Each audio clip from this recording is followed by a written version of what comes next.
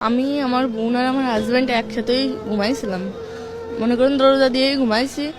ওই সিঁড়ির একটু আগে ও ফ্লোরের পরে পড়েছিল, তারপরে ওরে উঠেছি, দরজা দিছি, বাথরুমে গেছি, দরজা দিয়ে ওরে উঠেছি। উঠানোর পর ও একটু কথা করছিল আপা আমার অনেক কষ্ট হচ্ছে আর অনেক কুদতেছে। আমি ভাবছি তো ফ্লোরের পর অনেকক্ষণ পড়েছিল, ও তো খেয়াল করিনি। তা ফ্লোরের পর পড়েছিল এর জন্য মানে ওর অনেক ঠান্ডা লাগছে, তাই আমি বলছি তুই ঘুমাই পড়। তারপরে সকালে যে সময় ওর কইছে যে আমার সাথে আমার তাও এরম করছে। আমার হাজবেন্ডও ছিল, মানে ও করছে যে আমার ভাইও ছিল, ভাই দেখছে, মাও দেখছে, কিন্তু কিছু কইনি। তা আমি করছি, তারপরে আমি করছি আমার হাজবেন্ডের ডাক দিয়ে কইছি যে হচ্ছে, আমি কি মাগের কাছে সব কবো, এর আগেও আব্বু এরম করছে আমার সাথে। বলছে কি আমারে ধরে অনেক মারছে, আর মারে ওই ঘরের ভিতরে আটকাই থুইছিল। ঘরের ভিতরে আটকাই ধোয়ার পর মনে করেন দিনই বেলা সকালে হয়ে গেছে, তখন তো অনেক লোকজন আসে, একজনের বাড়ি আসে।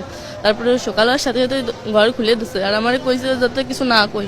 মনে করেন ওরে তো একবার মানে কেউ টের পাইছে জন্য ছাড়িয়ে দিচ্ছে। কইছে যে তুই যদি কিছু কোস তাহলে তোর বোনটা টের পাবেন না।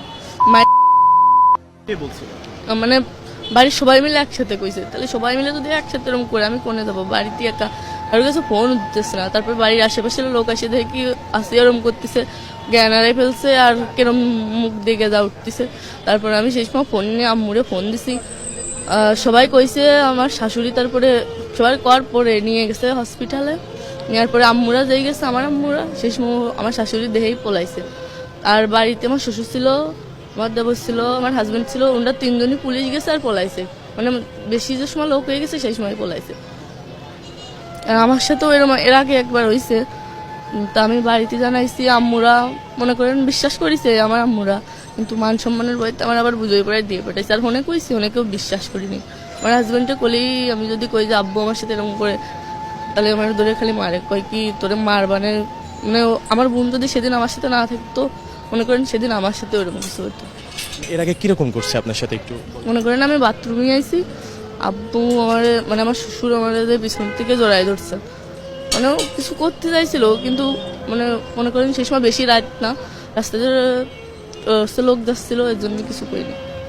মানে আমার হাজবেন্ড তো সব জানে, ওই দরজা খুলে দিচ্ছে। মনে করেন যে মানে কেউ টের পাই মন জায়গায় সেরে থুতো যে কেউ জানতো না। মানে যখন দরজা খুলছে আপনি কি জানেন মানে কয়টার দিকে হইতে পারে? ওই আড়াইটের দিক, মানে সিঁড়ির পরেই আমি ওরে পাইছি, সিঁড়ি খাওয়ার পর। হ্যাঁ জি, আমরা রাতে খাওয়ার পর তিনজন একসাথে দরজা দিয়ে ঘুমাই পড়ছিলাম। তারপর মাঝরাত্রি ওরে পাইছি, মানে সিঁড়ি খাওয়ার পর আমি বাথরুমে উঠছি, যেই দরজা খোলা।